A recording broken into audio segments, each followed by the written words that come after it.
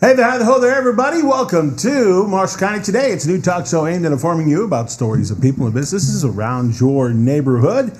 And we welcome all those who are tuned in live to our Max 98.3 YouTube channel. It's our new channel. It's Max 98.3 Stream, exclamation point.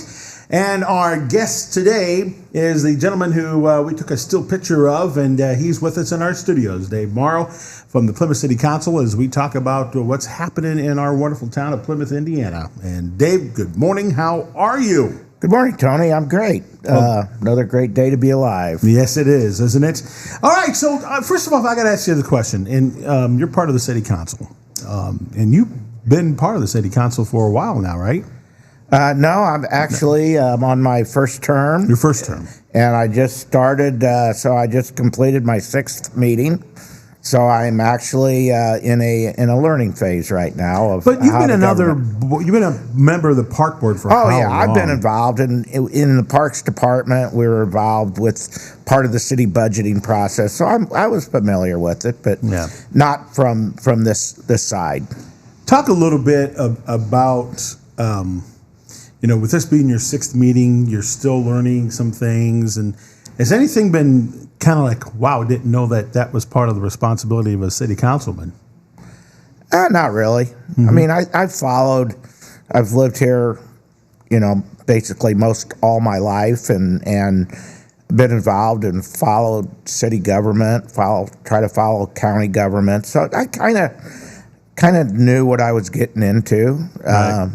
Most of our issues so far this year haven't really been any controversial issues at this point. That's a good thing.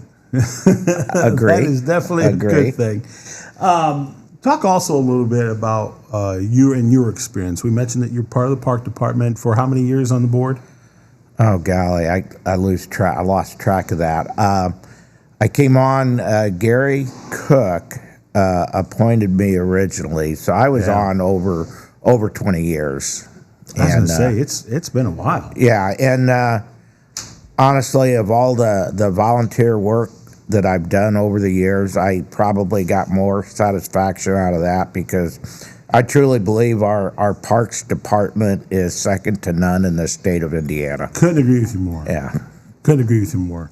Talk a little bit about how that experience has translated here in your first six meetings as a city councilman. Just the fact that I'm used to working in a board situation. I actually ran the meetings for the Parks Department. Working in preparation with agendas and keeping track of what's going on past and what to expect in the future and dealing with, when I was on the Parks Department board, dealing with, the park superintendent, Mr. Height, that does a great job. Now it's not the administrative responsibility of the councilman to oversee the department heads, but I'm trying to learn as much as I can about the different departments and how they operate, and so on. But I think preparation for the meeting would probably be the answer to that question. Good. All right, so we had a recent meeting. Anything big or some topical things that went on that you can share with us? Yeah, I'll try. One of the things, they had a public hearing for a tax abatement for Viking Paper, who's been in this community for many years.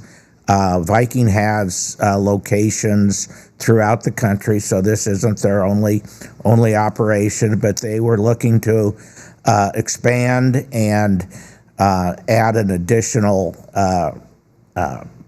piece of equipment that allowed them to open up a new customer base, and they chose to do it in Plymouth. And quite frankly, they could have moved that and done it anywhere in their other plants, but they made a $7.8 million investment. There was the president of the company was at the meeting last night, and I think this is pretty cool. So from 2021 to this year, their hourly rate, average hourly rate, has gone up from $15.75 an hour to $24 an hour.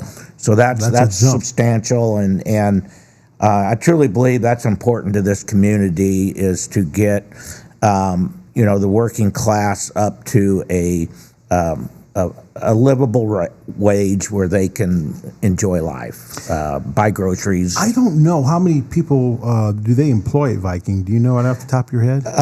I think they employ around 50. Yeah, that's wonderful. Yeah, that's very good to hear. So that passed. Oh yeah, it's just they did a public hearing on it, and it's good. It'll go through. Okay. Other things that went on, just people might be interested and know that there's some street departments doing some work out on the corner of Pioneer and Commerce Drive out north of 30, and they're doing milling and resurfacing so they can handle the heavier trucks. So it's going to be inconvenient for a short time because there's only going to be one lane of traffic. So then I believe they're going to do some work when they're done there down on Pioneer and Gary Drive. Okay, so we're going to have more of those popping up, though. Yeah. Just be wary. Yeah. So, the building commissioner, Dennis Manuel, reported on a property on West LaPorte Street where that's in disrepair, and they've communicated with the owner, but the council agreed to initiate a $2,500 fine if the repairs are not initiated within the next 30 days. And the gentleman has had up to 60 days. He really? Yeah. So hopefully we get this done. But apparently some of the neighbors have complained, and I think that's important to keep property safe for the public and for the beautification of our town. Absolutely. Yeah.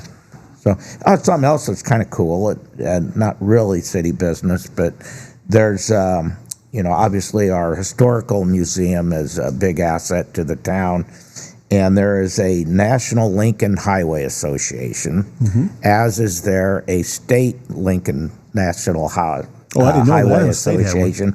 But anyway, Mike Miley was at the meeting. So the National Association is holding their annual conference in Elkhart. And apparently the original Lincoln Highway followed the route of US 20 thereabouts and went right through Elkhart. Then it was rerouted down through the US 30 route through Plymouth. But anyway, they're going to have 2 bus loads of people from all over the country that are traveling through Plymouth, and the Historical Society is going to host them for lunch. Awesome. So they're going to be coming down here, parking their bus across from the post office, and while these folks get to see what our beautiful town has. So like that. That's good to hear. As much as we can promote this town, it's going to be beneficial. So, yeah. Plus, we can always get ideas too. Amen. That's the best part of it all. Any little opportunity. That's good news. All right, what else was on the agenda? Anything else? It's been in the news. Marshall County Hope. You familiar with that? That's people that were there, and there's and this is money from the opioid lawsuit that came through federally, I guess, and all the states signed on to it. And I think all of them did, but the majority. So the money's getting funneled down. I think it's coming through until like 1938, but each state gets an allocation, and then it's funneled down by county and city. And so you're speaking of learning, I learned a lot last night. There's reverting money and non-reverting, and the non-reverting is designated dollars that need to be spent certain ways. Gotcha. And the the vehicle that is being used right now is through the Bowen Center. They're setting up this not-for-profit Marshall County Hope, which used to be Project Hope. Project Hope, yeah, that's right. And with the cycle of how the money comes through, so the city made an allocation last year of I think it was like 80,000 that went to them. And then for the budget year 2024, the money that had come in last year into the non-reverting fund was budgeted, and there's more money coming in. It just the state doesn't tell the local folks what they're going to be getting. So anyway, the Marshall County Hope people were asking for money, and the city will comply, but once they'll put it in next year's budget. So, well, that sounds like this is going to be a positive for this. I think so. You know, I mean, Project Hope has always been one of those kind of organizations that really has made a difference, you know, and I'm glad to see we're going to be able to be part of that for this. So, for you watching on our video, we apologize. We're having issues with a frozen picture of poor Dave. So he's still got his best smile on, which is great, but I apologize for not being able to figure this out here. But the good news is the audio is working, and we're going to continue on. Dave, talk a little bit about, I'm sure when you got elected into the position, you had some ideas that you wanted to throw in because you're a well-known business person here in this town. Talk a little bit about what you see Plymouth looking like in the future here, and how you can get us there. Because you just don't do this to kill time. I mean, you're a retired person who is a very busy guy, and so there has to be something that kind of lit your fire to say, you know what, I want to be part of this. Yeah, and one of my passions is, our residential area. We have great corridors coming through the city on Michigan Street and even Jefferson Street. Unfortunately, you go off a few blocks in certain parts of the town, and the properties are not maintained as well as they were 30 years ago, and there's a lot of non-owner occupied dwellings in the town, and so the pride of ownership on these properties isn't what it was 30, 40 years ago when I was growing up. And I would really like to, and I've talked to the mayor about this, initiate some kind of program, and we're looking into it now, that would be similar to what we do downtown with the facade reimbursement program up to a certain limit. If the business owners do certain things and meet the requirements of the grant, the city will help pay for the damage or for the restoration of the property, and I'd like to see the same thing, and with the ultimate goal of converting some of these neighborhoods back into owner-occupied dwellings where there is more of a pride of ownership, and just there's parts of the city where that still can be developed, so we need to infill in those empty lots, hopefully help developers come in and build properties on them to increase our tax base. Sidewalks, when I was campaigning, I was like, wow, some of the sidewalks in disrepair, and quite frankly, some of the parts of the town that doesn't have sidewalks. One of the projects that we have in the works is running and we're going to call it a part of a trail, but connecting the conservation clubhouse with going all the way out to Oak Road. Love that idea. Yeah. And Love then doing Oak Road also. I mean, I drive down there, and there's a lot of folks that are walking to work out there in the street, and that's a 4-lane street. People drive pretty fast, so there's a thought of adding a sidewalk on the west side and reconfiguring the street, and that's in the work, and I think they're working on the conceptual drawing on that at this time. So, for you, it's about the quality of life for the town of Plymouth. It sounds like. What's your thoughts on the housing situation? You know, and you know you're going to see. I know you're 6 meetings into this, and you're going to see a lot more of this particular issue crop up. I don't know if there's one big solution to all of this, but you know, would you agree that housing probably needs to be one of the top 3 priorities for the city here in the future? Affordable housing, yeah, Okay. yeah, absolutely. You know, and I bring this up is because probably even more so now that, you know, since we started doing the Marshall County Today show, and people always bring up about, well, you should ask this, you should ask that, and I'm like, okay. We understand what our situation is as far as housing goes. It's the trying to figure out part that is the most difficult. It's not like we're not trying. I can personally say that. It's just trying to execute our housing, getting our housing situation taken in, because there's a lot of variables that go on.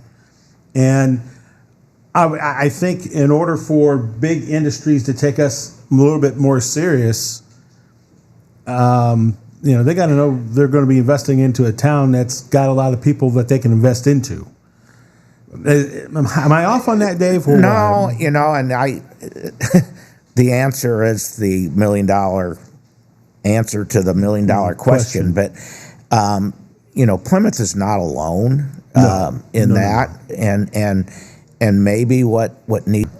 We're getting there though, right? I think so. I kind of feel that we're getting to that point. Right. You know, I mean, you know, Mr. Berger's developed some, you know, several properties, and they're going to do another one right downtown here.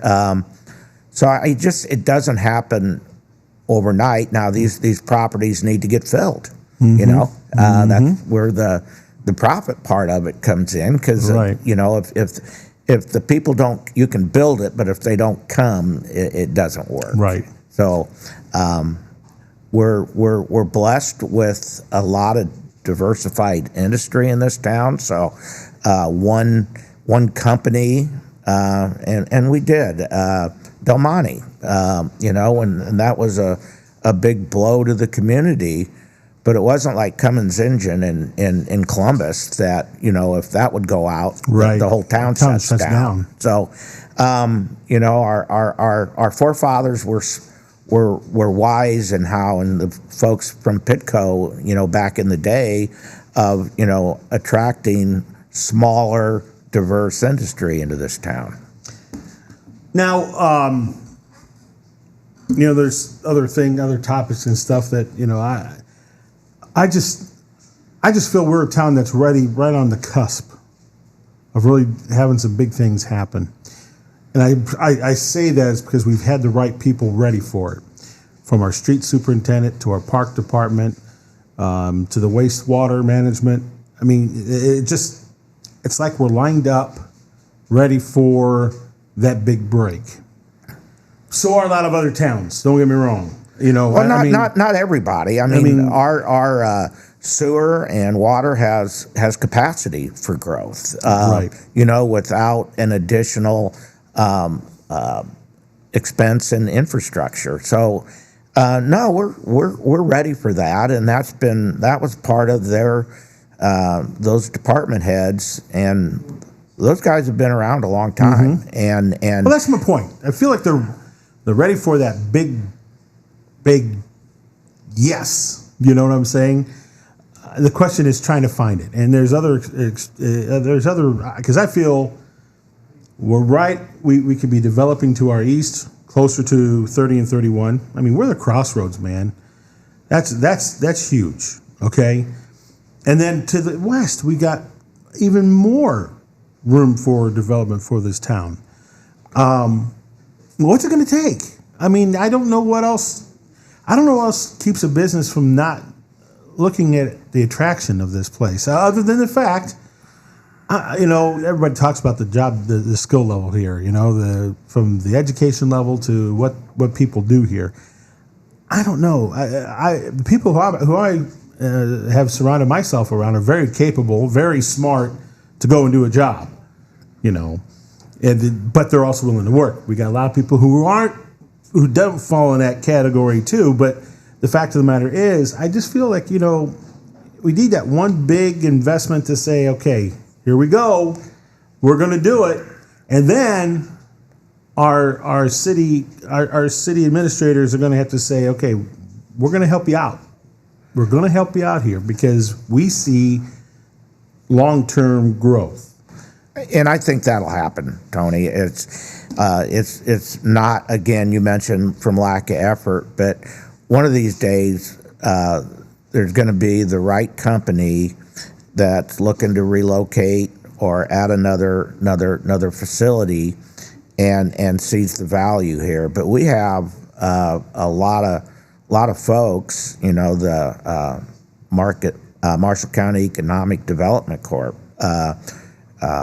Those guys are active. Pitco's still involved. The city administration. So it's not quite like it was a long time ago. I was on the Pitco board. I was going to say you were on it years ago, and now they because of the internet, so much of this stuff is people are looking at Plymouth or other towns and cities, and we don't even know it. It's not like they're walking in, into the chamber office and saying, "Who do I talk to about, land?" Sure. So they're talking to real estate companies, and it's the right people get involved when they can. But the game is just different today. It is, and trying to keep up with the Joneses is the other part. And listen. Everybody makes the comparisons with the Warsaws and the Valparaisos, Rochesters, and the thing is each town has its uniqueness. I mean, if we really want to compare Warsaw and how their development has had exploded, they got help. You know what I'm saying? And once it's almost like a domino effect. Once this business came in, everybody fell. But steadfast was the Warsaw administration. You got to give a little to get a little. That's just business. And I know a lot of people kind of complain about, we're giving too many of these, handouts to these businesses. Well, man, stop and think a little bit about what it's going to do for us. And it may sound a little trite to you, but in the long run, it's going to be beneficial. And that's a tough sell. It's a tough sell. People start talking taxes. Everybody start, and I get it. I get it. But, so much is negative in the thinking that it's sometimes difficult to comprehend the positive. But, I'll just, we were talking about the tax abatement for Viking. Not everybody understands how those work. So, Viking's not paying property taxes.